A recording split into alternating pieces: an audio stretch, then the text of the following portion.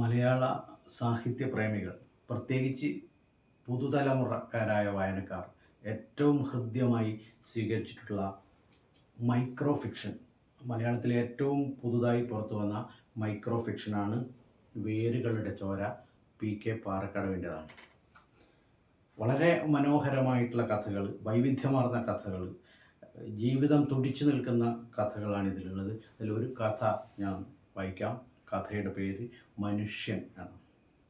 കടൽ പറഞ്ഞു, എന്നെപ്പോലെ ആഴം വേണം. ആകാശം പറഞ്ഞു, എന്നെപ്പോലെ വിശാലമായിരിക്കണം. ഭൂമി പറഞ്ഞു, എന്നെപ്പോലെ ക്ഷമ വേണം. മിന്നാമിനുങ്ങോതി, എന്നെപ്പോലെ ഇരുട്ടിൽ വെളിച്ചം പരത്തണം. ഞാൻ പറഞ്ഞു, ഇതൊന്നുമാകാൻ ആകാത്തത് കൊണ്ടാണല്ലോ ഞാൻ മനുഷ്യനായത്. ഇതുപോലുള്ള വൈവിധ്യമാർന്ന അതിമനോഹരങ്ങളായിട്ടുള്ള കഥകൾ ഇതിനകത്തുണ്ട്. 66 കഥകളുടെ ഒരു സമാഹാരമാണ് വേരുകളുടെ ചോര. DC ബുക്സാണ് ഇത് മനോഹരമായി ഡിസൈൻ ചെയ്തിരിക്കുന്നത്. കൂടെ കൂട്ടാം നമുക്ക്.